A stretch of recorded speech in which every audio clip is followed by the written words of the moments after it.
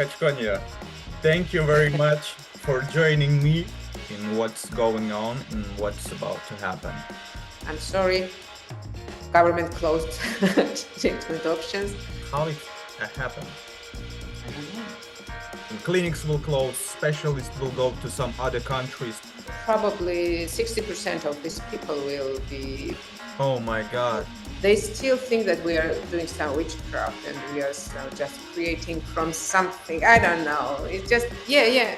Believe me, we had that kind of a conversation with. Oh, we have it too in Ukraine, don't worry. This is getting too crazy. I will have to invite them to the Zoom for a podcast. Yeah, that will be nice. Will you be moderating it? Yes. Patients looking for a Christmas miracle. Yes, they do. Madloba. Madloba friends. Lika Chkonia, thank you very much for joining me. I am so honored to have you in our podcast. I know you are very busy these days, especially. So thank you for taking your time to be with me today. Thank you for your interest in the situation in Georgia in this field. Thank you. I know that you are very, very busy these days. For some reason, I see this increase of patients who are looking for IVF, especially close to Christmas period. Do you feel the same? Yes, it's always like that. It's amazing that in December we have most patients than during other. The same. We have increased number of shippings going. I don't know, maybe they're patients looking for a Christmas miracle. Yes, they do, probably. Yeah. That's Liga, a good thing. to start our talk, I have a few facts about you. Can you prove if they are true? So I see that you are experienced in embryology, IVF fertilization for about 30 years now. Yes. And 8 years you have been working in IVF clinics in the America. Yes, correct. And when you came back to Sakartvelo or Georgia, how do you like it more? You were the first embryologist to perform ICSI. That's true. And which year was that? It was 2002.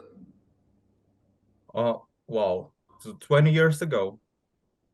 That's true. Yes. And Lika, you are currently president of Society for Reproductive Medicine in Biology of Georgia and a member of PGT consortium of ESHRE. Yes, correct.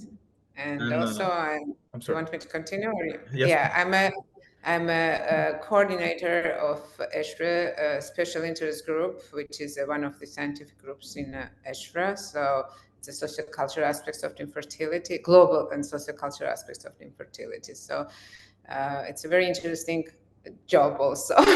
Indeed, that's true. I can recall, did we met with you in Copenhagen in ESHRE last year? Were you attending? I was there, of course. Yes, we had organized our own campus work. I mean, the pre-congress course we had during ESHRE, and we had sessions organized. So, yes, I was there. There were so many attendants, so many people, crazy 3 days. Yes, as very, as usual. Yeah, very busy. 3 days and evenings also. Yes, sure. And you are going for Amsterdam this year, next year, I mean. Of course, definitely, yes. So maybe we'll have a cup of tea over there. Let's do that, yes. I just want to ask you, can you introduce me in the situation with IVF in Georgia recently? I mean, what was the situation in the field of IVF and surrogacy in Georgia during the last 3 years? I mean, during the pandemic and the beginning of the full-scale Russian invasion of Ukraine, how it affected the field in Georgia? Oh, well, that's an interesting question, actually, because things changed a lot during the last 3 years. With the beginning of pandemic, everything was stopped. Unfortunately, all foreign patients who intended parents who were expecting their children or already children were born when they closed the borders. Most of them were not able to travel to Georgia to take their children. It was very difficult for us to help them to come to Georgia and to welcome their children. Also, it was for us as clinics, as professionals who work in this field, it was a very difficult time because we stopped all the performances, all treatment for every patient, Georgians or non-Georgian patients. We only had those pregnant patients, it were intended parents or the surrogates who were coming to our clinic, and we had obligation to treat them. Even we were bringing them from outside Tbilisi. We organized cars with the drivers who had permission to go outside the city to bring those patients to the clinic. So doctors were coming specifically for them. So this was a big change for us. When it stopped, and eventually we got new patients. Then it's Russian invasion started in Ukraine. So patients who were treated in Ukraine, lots of them, they approached us to, of course, it was for them not only that the war started in Ukraine, that their embryos, their precious embryos were in Ukraine, and they were very scared that there will be problem for the embryos. They might be damaged or whatever, or lost even with bombardment, what was going on in Ukraine. So they approached us with a request to bring embryos or to start new cycles of IVF. And we got quite a few patients.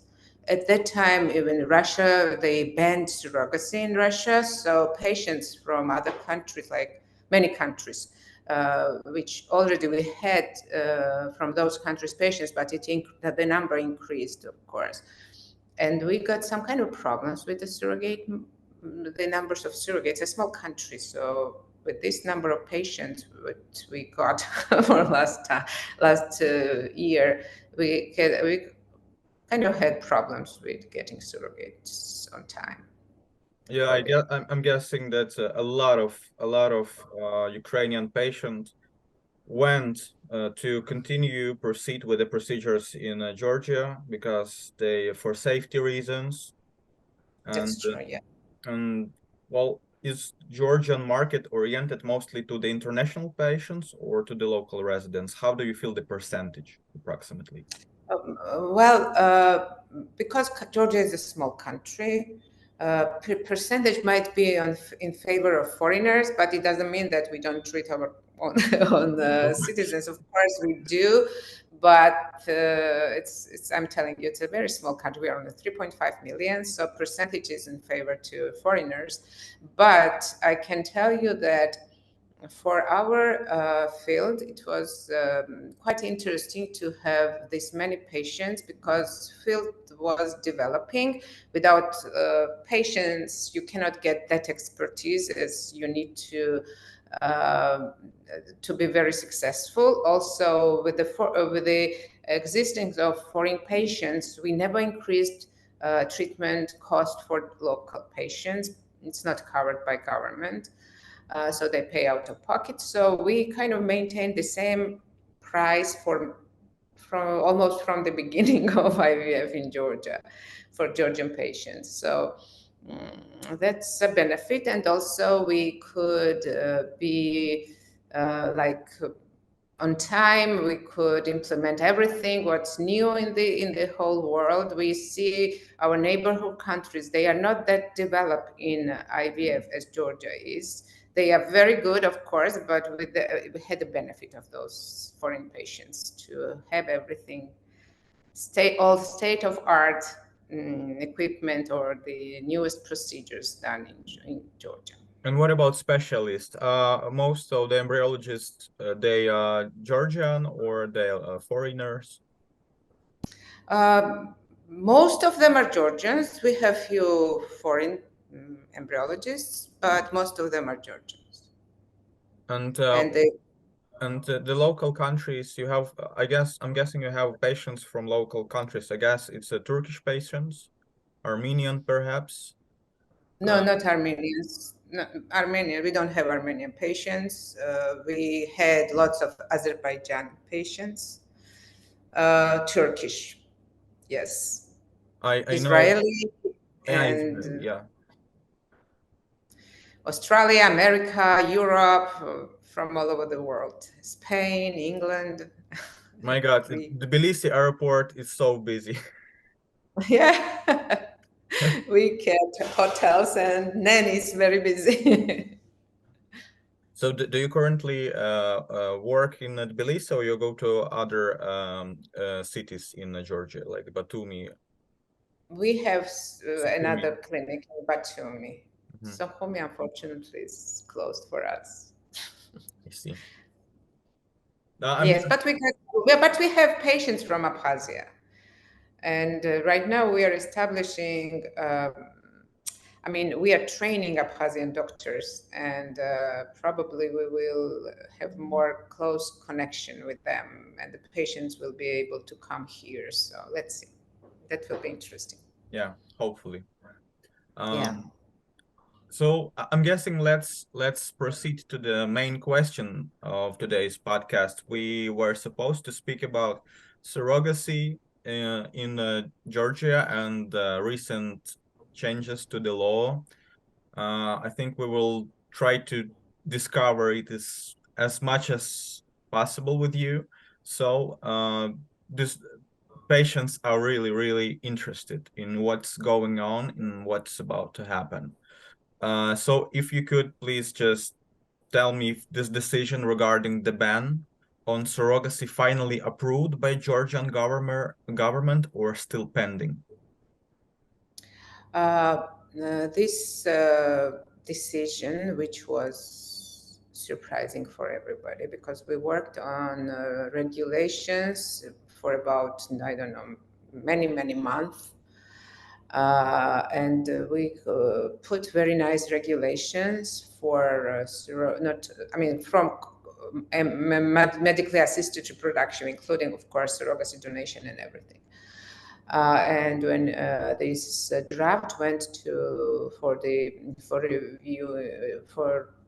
review, probably right, to the government, all of a sudden they announced that they want to ban surrogacy for foreigners. Not only surrogacy, I'm sorry, it's just IVF also. In vitro fertilization with donation and surrogacy. Everything for foreigners, for mixed couples, even if one of them is Georgian, never doesn't matter if there is somebody from other country. So it will be. This is what they want to do.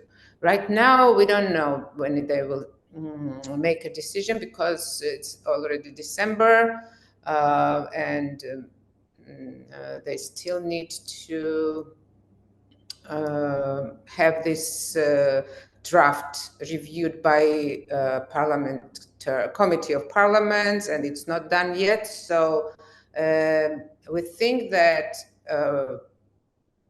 before 2024 they cannot. I'm not sure. We don't know yet, but this is what we know, that they will not postpone. They won't be able to complete this. I mean, they cannot make, Parliament cannot make decision. They don't have enough time for that. So all these messages we got that it's likely to happen from 1st of January 24, it's not totally true. So you're guessing it will If be they will postponed. go by the regulations, how they have to proceed with the with this with how I cannot remember the word. I mean, Say it in Georgian. they have to review in the parliamentary committee and then on the session. So they don't have enough time until 1st of January. So probably this will go after that. But I cannot be certain. So if they do that, if they follow all the regulations, how this has to be done, they cannot fit in this time. But I don't know. But do you understand the reason why the government made such a decision? Were there any preconditions earlier that signaled the possibility of adopting this law? I mean, or is it just populism or of some party in parliament? How it happened? We had no indication. There was no indication, no precondition for that. We had no idea that this can happen because we worked very closely with the Ministry of Health on this law, and it was very nice collaboration, we thought, with them. We gave them all the keys how they can regulate, because of course we know more than them. They cannot regulate, they cannot put this law in order without us professionals. So we thought that we had very nice collaboration, but one day they announced that there was no, we did not even suspect that they could do that.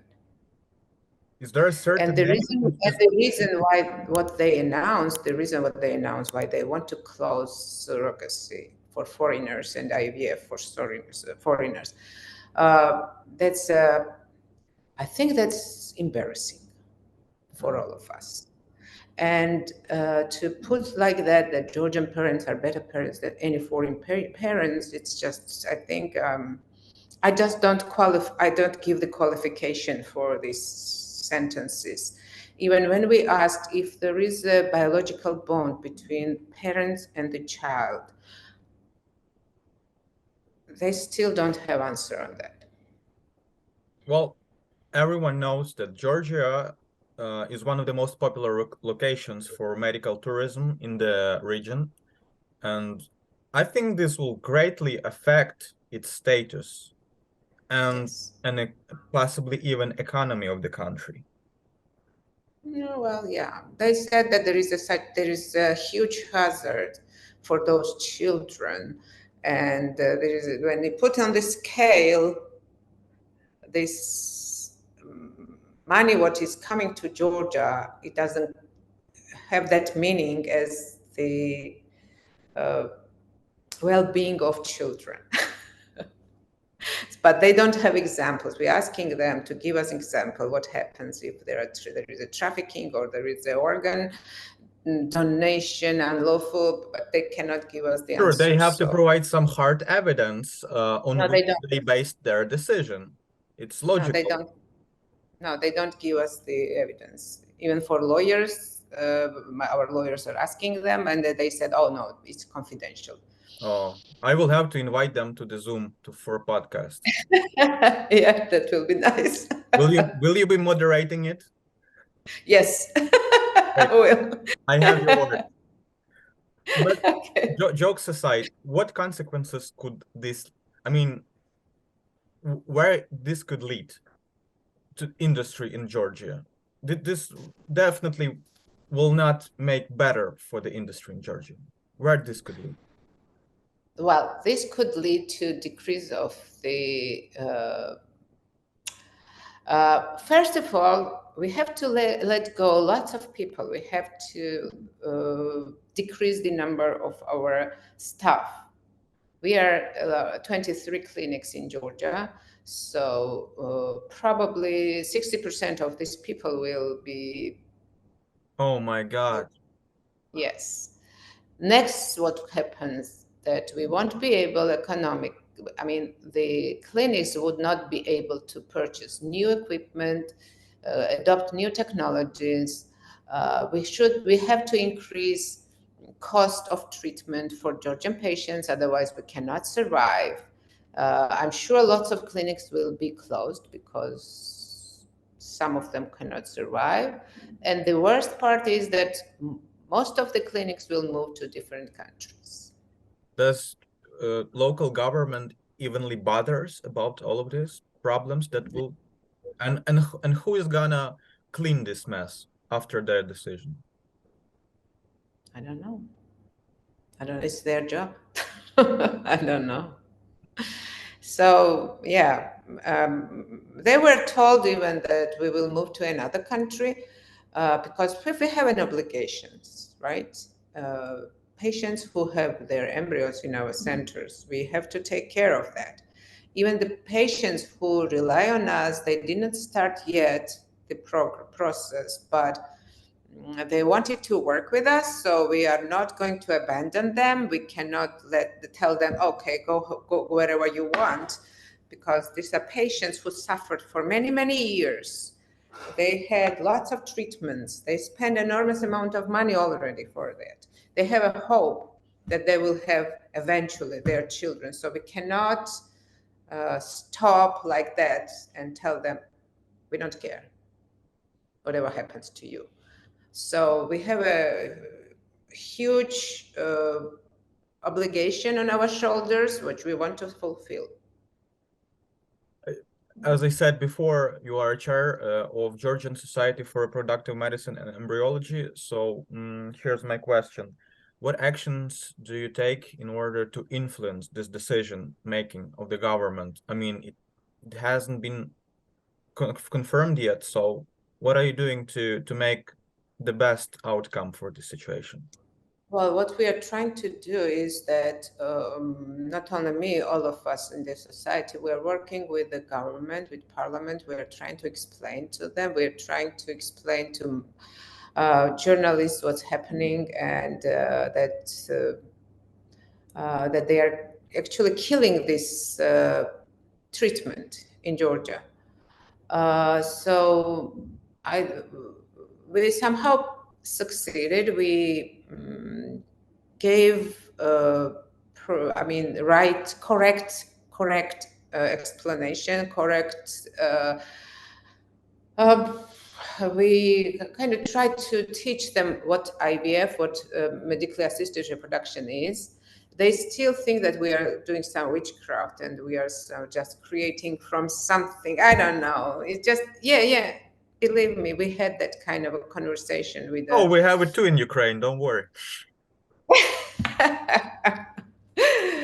Yeah, I told once in a big meeting with the parliamentarians that we are not witches. We are not creating something out of nowhere. We are it's a science, it's a medicine, what we are doing. So it's a treatment, it's a disease. Infertility is a disease. So I think if I was a member of your society, the first thing I would do, I would look for the parliaments, for the deputies who had treated in IVF, and maybe to search a connection with them in the first place, because they already know what's that, and definitely some government people, they doing IVF, because statistically it's every sixth couple is looking for IVF, or every fifth, I don't recall exactly. Almost every family in Georgia has somebody who has children from IVF. But we have people in I don't want to talk about it. No, of course. Yeah, and it's not only for foreigners. For Georgian patients, they are creating some problems as well. First of all, they want to ban MART treatment for single women and men also. And also they want to just only married couples, Georgian married couples will have right to have MART treatment, MAR treatment. And also they have to be married for 3 years before. Oh my God, such a lot of requirements, and they should know how to do a backflips and breathe underwater. So many conditions. It's crazy.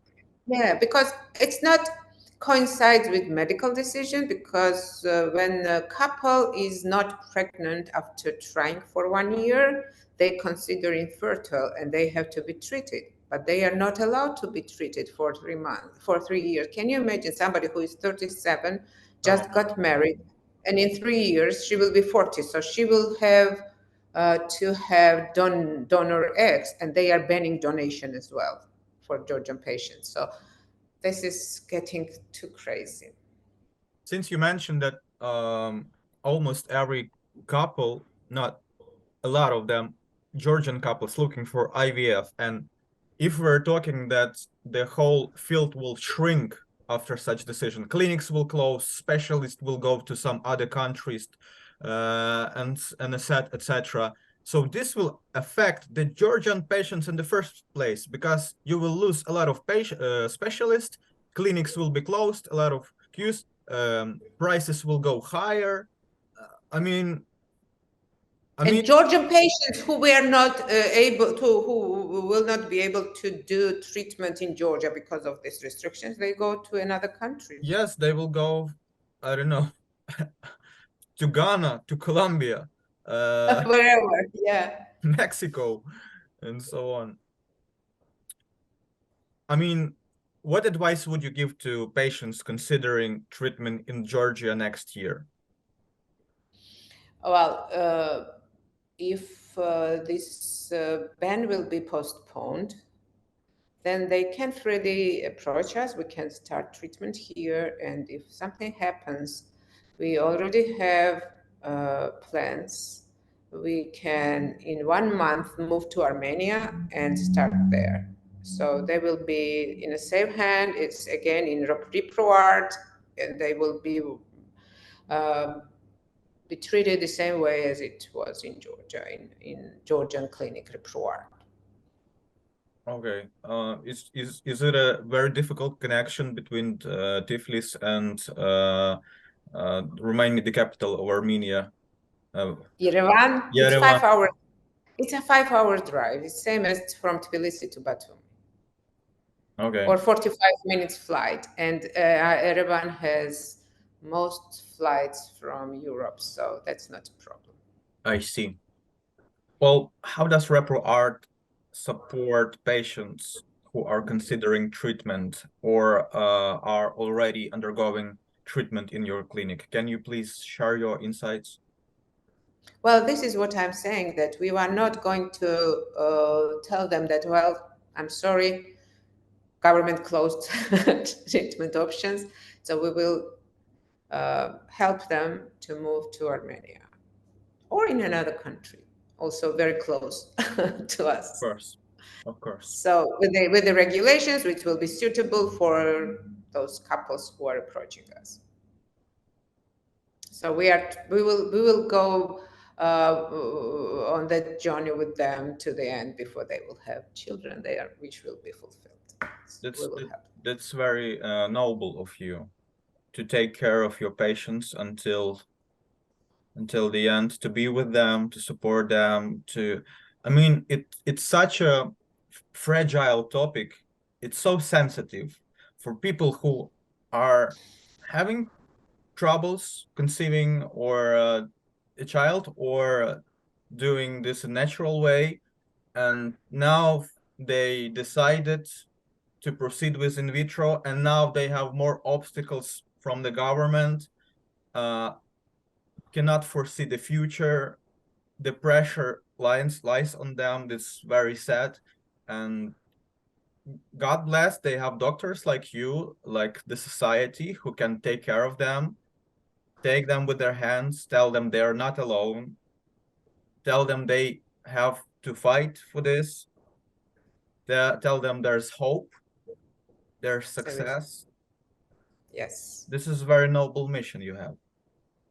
We are very certain that we will win. We will be successful. We will have everything the way how it's supposed to be. So thank you very much for your such nice words towards us. So we will do our best.